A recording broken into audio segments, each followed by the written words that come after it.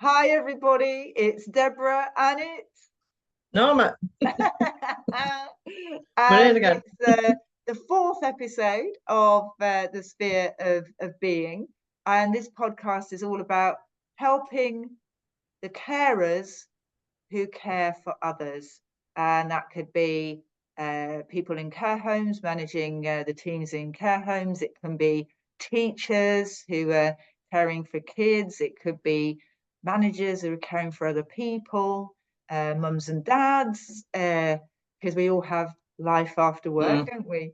So yeah, and we're here to give the benefits of our understanding on how life and everything has transpired for us, and really kind of like what works and what we found has worked in the past. So it's without denigrating us, because I love animals, but it's straight from the horse's mouth. we're two we're Definitely. two horses, we're two old mares, Norma. That'll do for me. It took me a long time to get this old. It's fine. Oh, brilliant. Yeah. So yeah, we're not like, well, we will be getting better and better as we do this, but we're not like super slick professional podcasters. We're just two ladies who've got a genuine desire to try and help people in their journeys. And if there's something that resonates, that's great. If it doesn't, that's great as well. But sometimes I just wish that I'd had somebody that I could listen to where I could go, oh, right, I don't have to do that anymore, or oh, that's a better way of doing something. So yeah. And today we thought about talking about triggers. We can all kind of get like a flash of something. Somebody might say something, or there might be a circumstance or an event, and all of a sudden we're flooded with anxiety, or we might feel angry or jealous. The negative side, the other side is obviously if we see a beautiful sunrise or a lovely baby or something, and we might feel that wonderful thing of love. But this is to help people who perhaps have got those more negatively connotated feelings towards certain triggers. And just as an instant, I was at an event on Friday, and somebody had come up to speak with, I was with some other people, and they were talking away, and I could see that one lady that I was with was getting kind of visibly triggered by what this other person was saying, and she found it very difficult to react in a non-judgmental, open way, because obviously it's triggering all of her inner belief systems and things like that. Um, and so it was interesting, because a few years ago I would have felt the same, but actually what I was able to do is to step outside and observe, as opposed to take it on board emotionally, and understand that. And don't get me wrong, if somebody's saying something that's not right, then yeah, we should call them out for it. But it was just a general kind of lack of not understanding the world as it is right now. And I thought, oh, that's interesting. I was better able to handle this conversation being objective and understanding that the person was on their journey and at the viewpoint that they held at that time in that journey. And so once that had finished, that discussion had finished, I noticed that the lady who'd been triggered carried that with her for quite a while, and it clouded her thoughts, whereas I could just gone. And there's no judgment here. With me, you never get any judgment. It was just like the observation of, I'm pleased I've learned some of these skills to be able to handle this sort of triggering, because I didn't have to sit in that uncomfortable headspace for any longer than, well, I didn't enter into that headspace, and that just gave me much more freedom. I felt much more composed. I felt much more able to listen to this person than putting the barriers up. So yeah, so that was just an example of what happened last week. Norma, have you come across situations where triggers, etc., have you seen it for yourself or for other people? Yeah, many times, Deborah, to be honest. There's lots of things. I mean, very recently, I had my own granddaughter got triggered. She's got a new job. She's nearly 17 and she hadn't been paid properly. And because of things from her past, she literally completely just lost it. I got a granddaughter on the phone going, "Ah, no, bah, bah." I was like, stop, calm down, breathe. Can you change what's happening? No. What's happened? So then, we've talked through it, but she was really sort of in a mad panic because she didn't. It wasn't so much like the money or the pay or the job. It was she didn't know how to handle it. Like I say, she's only nearly 17, but she was out of her depth with the situation. And she's had a few times in her life like that. Her mum and dad separated. Mum met somebody in the RAF and they lived on base. Absolutely, first, if you wanted a stepdad, this guy's definitely the stepdad you'd want your grandchild to have. He absolutely stunning lad, and they all get on very well. But because she was always out of control of where she had to be, when she had to be, and all this, even at 16 and a half, it's showing up in her in other ways when something is not, she can't control it and she doesn't understand yet that we can't control things. What we can control really is the response we have to this strong negative feeling, this emotion that we have. And trying to unpick that with her was quite interesting this weekend to say, this, you can breathe and put it on ice, because as long as it's no one's in any danger, let's have a look at it and sort it out, and then look at your next response should it ever happen again in that situation or in another situation. Don't panic about it. And this is, I think, what happens. It's the first reaction to a trigger is, if it's a negative one, is a panic. I mean, if it's triggered something lovely, we enjoy them, but there's always a downside to things. And then when we get triggered negatively, the reactions that we can have can be very, very strong, and sometimes we can actually cause whatever it was to be worse because of the reaction we've had to the trigger. So, and it's recognizing what does trigger you, recognizing how to hold it, your options to how you respond to it, and how you're going to place it in your future. Because if you don't do something with it, we don't see where we're going to place it in the future, we'll get triggered again, exactly the same, again and again. And it just gets stronger with each time we respond to it negatively. So you've got a negative emotion being responded to negatively, it's just giving it power. And that's when we need to breathe and step away from it and think, actually, what is this? And I know some are very strong. I mean, I've like been divorced and everything. I've had triggers in relationships where I think somebody's going to do me some harm, or they spoke to me in a way that put me down. And then I've gone into a downward spiral of, well, I'm no good, I might as well just go out and have a drink and I don't really care and I'm not worth this, and all this head talk, and I'm like, well, hang on, it was one person and one event. Don't run away with it. I was like another person when I get triggered. I'm going to a different person altogether. And sometimes even now, you do have to catch yourself and think, that I have got this option. Do I want to get triggered and do that? I'm already triggered. Do I want to take that choice?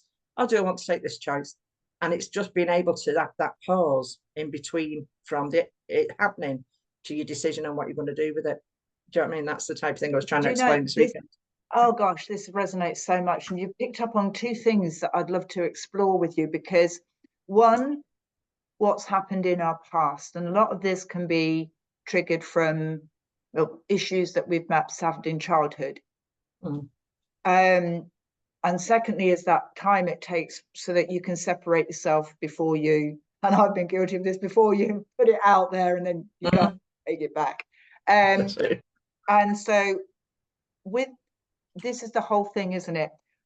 There's one thing masking everything and intellectually knowing what you should do as like a sticking plaster. But there's another thing entirely, which I'm really working on at the moment, is that feeling. You mentioned the words, I'm not good enough, or that it's triggered from, I've been triggered every which way. I came from abuse and trauma as a child, so I didn't have that self-worth, that self-love. I was living in fear for most of my childhood, which you have coping mechanisms which don't really serve you moving forward. But well, they didn't serve me. And the interesting thing is, there's been something in a general relationship that has been triggering me for a while now.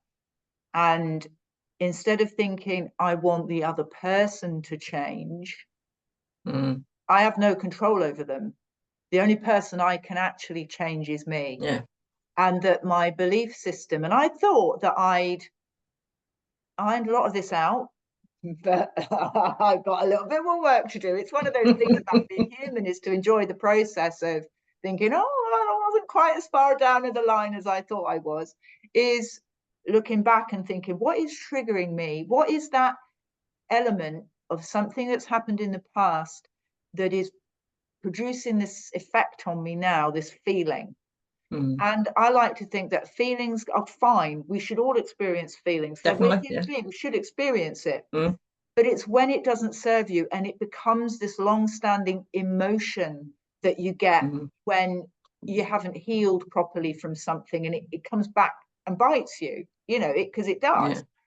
And I was thinking, right, well, I can't shape the other person. They can't be fantastic and perfect to earn my love and respect. Because nobody's going to be that, because we're all imperfect. So the only person that can actually change this is me.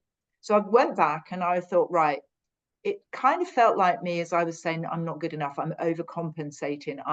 Why am I unlovable? Am I, because I felt very much as a child, and it manifested it in its way with two mentally ill parents, that I wasn't loved enough. I mean, there's a basic truth. I wasn't given much love. And so I've overcompensated. And it's just like, oh, and I mean love in sort of like the general lovey, not just romantic love, because there's lots of types of love. And I've been working on that, not as just like, you know, sort of like, oh, I've got to sit down, work on it, but just kind of letting that thought ruminate and that feeling and sitting with that uncomfortable feeling. And that's the thing, is not being frightened of going through those uncomfortable feelings in a safe environment. Yeah, they're definitely a safe environment, because if sometimes, Deborah, when they just come up and you do react, but if you can take a bit of space to actually analyze stuff and look in it yourself before an event happens and unpick it and look at it, that is a safe environment, isn't it? Yeah, and the wonderful thing is with this trigger, well said, because we don't know what we don't know. So this was in my subconscious mind. I thought I'd kind of got through the brunt of this, and it's now manifested itself in a slightly different way, which I wasn't expecting. And the interesting thing is, whenever we have anything in life that's caused us frustration, or that we've really got to knuckle down and get on with it, and we're actually thinking at the time, I'm not keen on this, those are the times in my life anyway where I've had the greatest breakthroughs. Not the easy, oh, isn't this wonderful? The breakthroughs have come from the pain. So counterintuitively, it's actually welcoming that uncomfortable feeling. Yeah. And understanding that once I've unraveled it and it's kind of gone, it can't come back again in it's the same form, because I've already got rid of it, if that makes sense. Yeah, makes And perfect sense. I don't want to get into the esoteric side of it too much, but it's like the spiritual woo-woo stuff. But it's kind of important in the sense that our ego is trying to survive by being right. Actually, it's the creation of the belief system that the ego holds, which is not real. And then it has to unravel itself from the unrealness of it that we've created. I mean, it's just like, why do we do this? Why do we do it? Why do we do it? But for me, it's just like sitting there quietly and going, feel the feeling. Why? Asking a question. What's it trying to teach me? Why has this come up now? Be thankful for, oh, this is my opportunity to learn and grow through this awkward feeling. I'll come back and ask you on that question in a minute. But the other thing you mentioned was stepping back. And now there's a lady in creating space. There's a lady called Mel Robbins. Yeah, fabulous woman. Yeah, isn't she? Yeah, I didn't know you did. Yeah. She did the 5, 4, 3, 2, 1 rule, the 5-second rule, didn't she, in reverse? Yeah. Pete Cohen does that as well. Pete Cohen's got a thing called My 365, which is a 30-day program you can do. You can use it up to 35 days. These people's coach used to be on the television years ago, on morning television. Yeah, so people would ring in with the problems and he'd discuss them. And he does the 5, 4, 3, 2, 1. And just I think really, if anybody did want to do that, if they go to Pete Cohen MI 365, you can sign up free. It's the 30 days, sends you a bit a day. And at the end, if you do the whole 30 days within 35 days, he actually gives you half an hour free of his time as a coach, which when you're at his level, you know, I mean, it's saving a lot of money, that. Yeah, but Wow. and I think that's something similar to what Mel Robbins did, where you count down and then you get up and do it. Yeah, Yes. yeah. But it So, also creates that space. So for anybody listening that hasn't heard this, some people like count to 10, but if you go 5, 4, 3, 2, 1, and give yourself the space, apparently there's something to do with the neural pathways in your brain and the cognition of it, because it's the countdown. She said she saw it when she watched a rocket ship being launched by NASA, and it yeah, went 5, 4, 3, 2, 1, liftoff. yeah. But it's that getting that space, because once we say something or we do something, we've done it and we can't take it back. And I've done it so many times. I think, why did I say that? Why did I write that text? Why did I put that email out? You know, when everything's in capital letters, like Yeah, that, Ramsey you one. know. And I whipped up a Hold on, hornet's nest because I'm 5, 4, 3, 2, 1, and it kind of counts down and it recalibrates, orientates, that's the word, reorientates the mind. And also what I've found as a technique for trigger is leaning into that, understanding, well, asking yourself, why am I feeling like this? Why is this person pushing all my buttons? Why is this situation making me anxious? And once I start to question it as an observer, a little bit more difficult, because when you're in it, aren't you? But it's trying to lift out of myself and look above myself as if I was somebody else and think, what is this little human being doing here? And perceive it as an outsider looking in. And then all of a sudden, you get I get this sort of like, oh, it's okay, it's okay, it's okay. And at that point, to step back in again into myself and be that person. It's a little bit more kind of like tricky sometimes when it's like full on, but I found that that's helped, especially if this feeling of anxiety. I can get gripped with anxiety when I open my eyes in the morning and I start to orientate myself and I think of what I've got to do, or the bills that need to be paid, or the amount of work that's accumulated, or the sheer mess of my house. And I'm not the tidiest person in the world. And I get this feeling of, oh, and that's when I kind of look out of myself at that point and I go, what's this all about then, kiddo? And it kind of just disintegrates, dissolves, as it were. Yeah. Yeah. It's just getting back to it, isn't it? Really, just coming back to yourself and then seeing what really matters and doing the do type of thing. But I think when you can look at something that's triggered you and really know why, why is this pushing my buttons? Why is this happening? I think each time you do something like that, you do become just a little bit more resilient as well, and a bit more. Next time it happens, I won't have such a strong reaction. You're not denying yourself a reaction, because we don't just do, get triggered once and we're cured type of thing. It's like each time but it's a softer response and it's kinder to yourself. The triggers and things, when I was young, we never heard of triggers. We didn't know that this type of thing was never spoken about. But then again, the neighbours all had the doors open, everybody in the street knew everybody. And it's changed these days. The world's very much, it's fast, very fast. We don't get time to discuss things. Even as a nan, like I say, my granddaughter, she's 17 in August. She's off out going for lunch in town. Off she goes to Liverpool for lunch with her friends, and I'm like, you're 16 and a half, love, you know what I mean?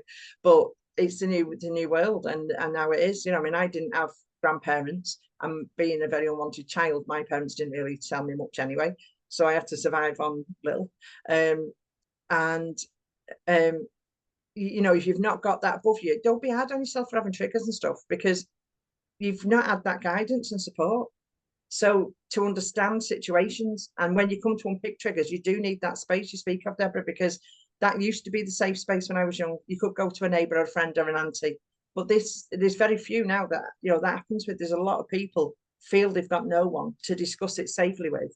And in the meantime, they've got imposter syndrome and everything else going on. And it's just too much. It's massively overwhelmed for you, for your heart, for your soul, for everything you think, isn't it? It's just too big, you know what I mean? And nowadays, like I say, triggers, I mean, years ago, like I say, it was just, oh, well, you're a bit fed up, go and do that. But now it's because I think changes in society, and especially with us moving spiritually as well, that we haven't got that chat time, that proper deep friendship time. It's all Instagram, click on this, click on that, Snapchat. There's no soul searching, understanding. Why did, you know, when I'd speak to somebody and I go, why did I feel like that? Well, why did I feel like this? Why would I do this?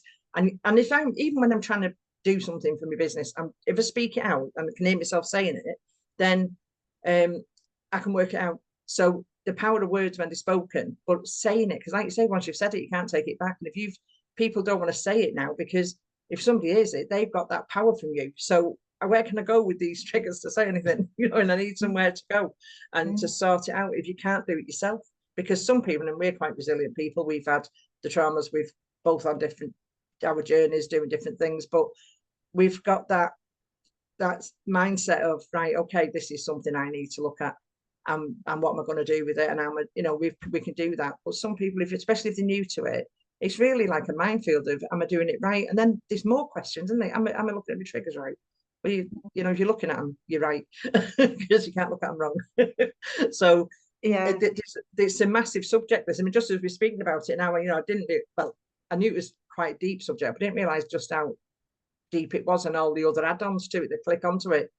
And now how it can manifest in us and change things that we're doing, you know. And it's, yeah, there's just a lot of stuff in there that, you know, especially illnesses, mental illnesses, suicides, I don't know, even divorces, whatever, things that don't need to happen that are happening because triggers aren't dealt with. And it's just dawning on me more and more as we're speaking, just what an immense subject it is. We could probably do 4 or 5, but these podcasts on just triggers. Well, we'll stick what to you today. say is very interesting, and I've been listening to, and throughout this we'll share who we listen to as well, because on YouTube and everywhere, you know, you've got a vast array of different opportunities to listen to people talk about stuff. And there's a guy called Peter Crone, Crone. I've been listening to him, and I'd put you in touch with that as well. The wonderful thing is about being human beings is we are exactly where we should be right now. And people go, well, I haven't got enough money, or I'm poorly, or what have you.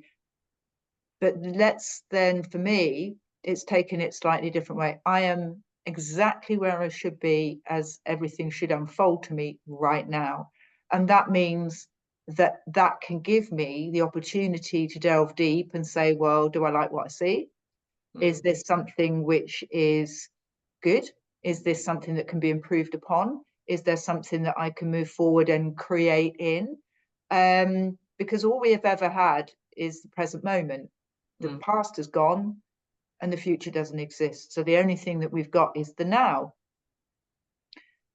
And we need to give ourselves some compassion and some love and a hug, because as human beings, we're not expected to get it all right. Once we become perfect, we wouldn't be here anymore. And anyway, don't become perfect, because you'll never have anybody to relate to. I mean, nobody else is going to point, nobody else is going to be perfect. Perfectly imperfect, yeah. Perfectly so don't imperfect. become perfect, because there's nobody else to relate to once you're there. But that's the whole thing. To delight in our imperfection, to delight in the fact of where we're good and we're happy, and where we're not, because it's all part of the same being.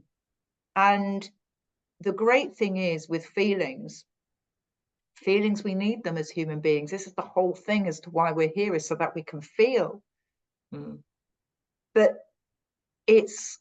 I heard from Peter Crone this morning. I always try and listen to something kind of uplifting and educational before I start my day. It's part of my morning routine. And he was talking about the fact that you can invest 100% in something that you desire to create, but do not marry any outcome. Do not get involved And don't worry about how it's going to turn out.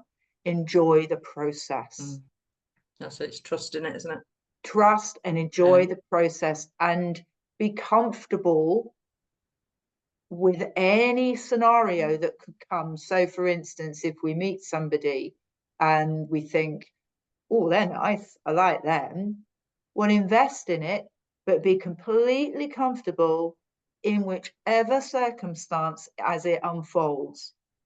Because as soon as we start to build that resistance, we become dis-ease, we become agitated. And then it's kind of like a self-fulfilling prophecy, in the sense that it will move down a negative pathway because we're feeling jittery about it. But if we allow that space and think, well, that's interesting. Why did that happen? Why did I think that? What was the reason that I'm involved in this? It kind of gets me anyway into a place of surrender Ideal. to joy and love, because I'm grateful for the opportunity of learning. I'm grateful for the opportunity to grow. And I remember I used to have a personal trainer in the gym when I used to work in London. And sometimes I used to feel sick during the training and after, because I pushed myself so hard. But the next time I would come back, the point where I just collapsed the last time and felt ill because I pushed myself so much, I just went through it like it was nothing, because I trained my body and my mind to go over that hurdle. And it was interesting, because if we're doing that for our bodies, there's no reason why we can't be encouraged to put that into perspective as to how we look at things, our mindsets, how we are, and treat those uncomfortable moments as the opportunity to get another personal best. In training, in physical training, they call it PBs, you know, because it's all about developing and growing. And that's the right up until we gasp our last breath, isn't it, really? Yeah, definitely. Yeah. It's at that moment that everything else then comes into fulfillment. So it's interesting to embrace all of the wonderful things and all of the not so wonderful things about being a human being, because I know you like the phrase a human being as opposed to a human doing. That's so on. Yeah. And not be so hard on ourselves, because I guess if we had friends who were going through it and they said what have you to us, we'd give them a big hug, we'd tell them it's okay, that they're, you know, they're good people. Well, we need to be able to do that for ourselves, don't we, really? Yeah. Oh yeah, be your own best friend first, I think, Deborah, really. Be your own best friend. Yeah. Yeah. And like you say, kind to yourself, care for you before you care for anyone else, because you'll last longer caring for you first. When I found that the hard way, especially with nursing for so long and care homes and what have you. But you know, if you don't put into you, you can't keep putting into others. And you do deserve it. Everybody that's listening, anyone's listening, everybody that's listening, you do deserve it. And sometimes people want permission to be able to do it. So if you want permission, there's permission. I give you permission. Go and do it. Don't wait for somebody. I'll give you permission. You know, St. Norma says. So because it's we do need it sometimes, don't we? Some people need to be told that it's okay for you to do that. It's okay for you to be human, to explore your feelings, to look at all these things, and to ask. And no question is stupid, is it? No question is stupid. Nothing you can say has probably never been. You know, everything's been heard before somewhere, hasn't it? So yeah, it's just so hard. But I do think we need to start with caring for us first before anything else. Yeah. And that goes full circle, doesn't it? Because when you care outwards, then you get the care back. So then it starts circling, doesn't it? And we come to that, you know, I care, you care, we all care. And it's such a nice environment, isn't it, to be able to help people. But like you say, if your friend's going through something, you'd be the first one to say, come here, let's see how you are, and hug them, and, you know, sit there with them and listen. And we don't have to advise people. We can let them just go through their own piece, their own journey, how they're feeling, and let them work out themselves. And then, you know, it's a stronger lesson then, isn't it? Because we don't want to give them advice, because we don't really know the depth of what they're going through, do we? So yeah, but it's very interesting, Deborah, isn't it? Just the whole thing is amazing, really. And I do hope people, you know, are able to do these things, and if they can't, if they do reach out to us and say, you know, can have a bit more of a conversation around that.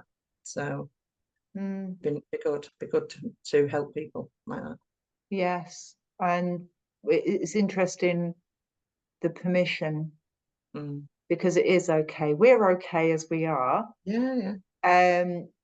This voyage of self-discovery and how we act to triggers, etc., etc., is a lifelong journey. We'll never not be triggered by something, and that's fine, because ultimately this whole idea of knowing ourselves more and more and more means that it never ends.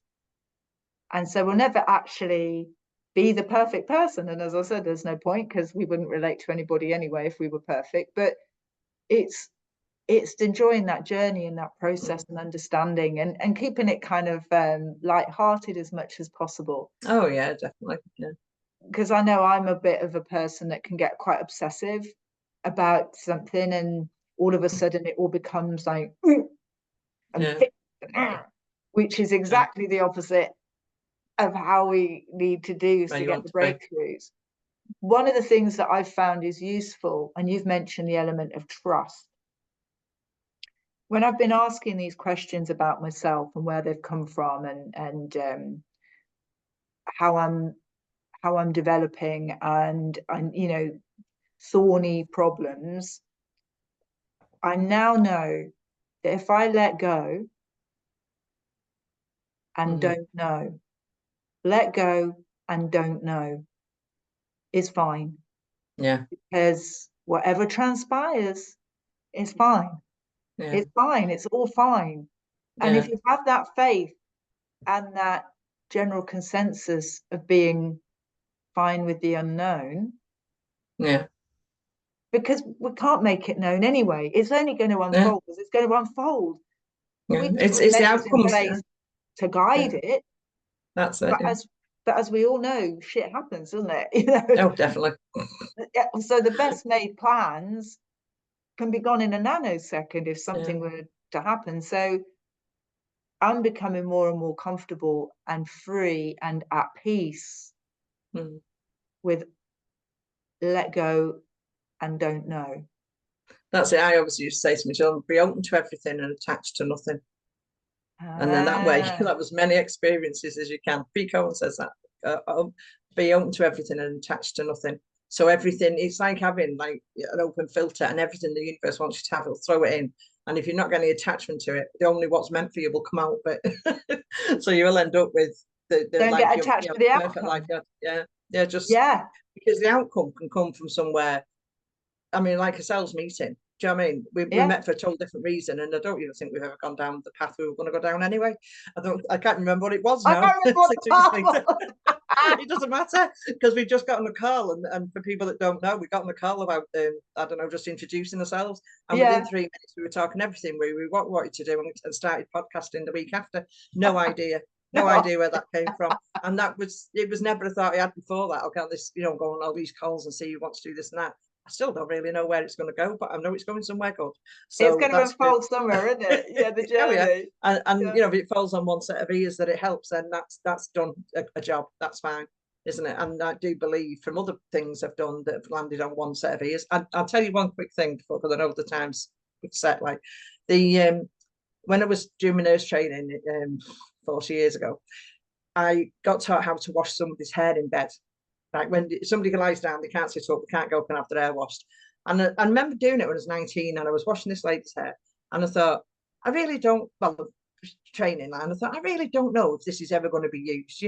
It's like algebra. Never used that either since I left school. So, you know what I mean? I just think, why? Many years later, I was working in a local hospital. It must have been 30 years later. And just on a night shift, and this beautiful girl was crying her eyes out. Her husband was coming back from out of the army on leave, and she had a condition that she couldn't sit up because she had a surgery for another 48 hours, and he was coming in the morning, and I said, well, are you not pleased? Why are you crying? She said, he's never seen my hair like this. I was like, whoa, come on. So I stayed on in the morning after the shift finished, and I said to her, I'll wash your hair in the morning if you promise to stop crying and go to sleep. So the next morning I took great delight in washing this lady's hair. I learned it once, I used it once, and that was made up. And they were made up, But yes, that's my little story on you might just do it once. And like I say, this just falls on one person's ears. That's enough, isn't it? It's still worth it. So Well, what a wonderful example. And yeah. also, you know, things like CPR, first aid training. Yeah. You know, people go and then all of a sudden they might be able to use that skill in a one-off environment, but you could help, you know, help to change the course of somebody's life, couldn't you? You Do you know know, what, Deborah? Sorry, that put a shiver down my spine, because the other thing I've learned, and I hope I never need it, is how to deliver a baby on a moving train. Because and when you said that about CPR, and I thought, and childbirth, I thought, oh no, please no. I go on a lot of trains these days, I never used to.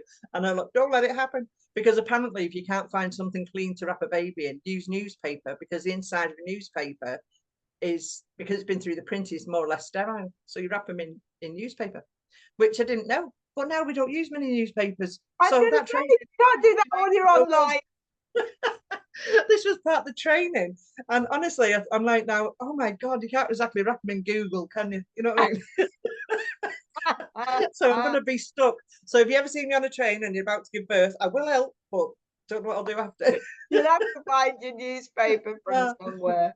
Oh, God, imagine. I think I'll just buy one and take it with me on every train journey I go on, just in case. This is just in case, the just in case bag. Yeah, Oh my just in gosh, case that's bag. Why have you got a ridiculous. newspaper? Our We toolkit. only hold them at the edge, don't we? We only hold papers at the edge, don't we? Well, the funny thing is, our clients nicknamed us "Your Mary Poppins of the office," and you know that Mary Poppins has that big carpet Yeah. bag and she pulls everything out. I need one. I need one of them You bags need from one of somewhere. them with I'll a go and big look on hat Amazon. stand and an astrodesk or whatever else, all the newspaper. I'll have a Oh, look on Amazon after the call. See if we can get Mary Poppins back. Yeah, so that's brilliant. Yeah. flashbacks. Yeah. Oh, there you go. You never know. You'll be packing newspapers next. Oh, brilliant. Wonderful. I love it. But yeah, you said very, very sincerely meant here for people. Yeah. If people want to reach out, they're very welcome. We're all confidential. We're just, as I say, two ladies that want to try and help as much as we can. We never know where these messages might land. If it's something where you'd like, I'm not, you've got more qualifications in the nursing and stuff like that.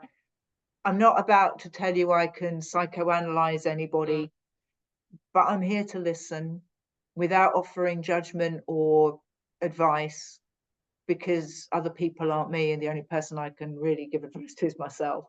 But, you know, reach out if you're in any dark place and you think, I need help, please, please do reach out. I reached out to counselling when I was going through my very dark moment, and I do believe it saved my life. Please, you know, do not feel that you're on your own. Yeah.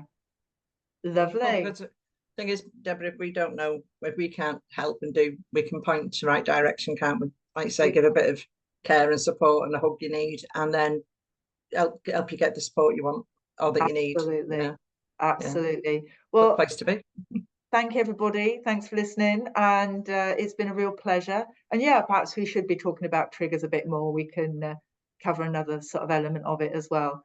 And yeah, thank you ever so much, everybody. You take care now. Have a good Wonderful. time. Okay. Take care. Thanks, Yeah. Deborah. Take Bye care. now. Bye. Bye. Bye.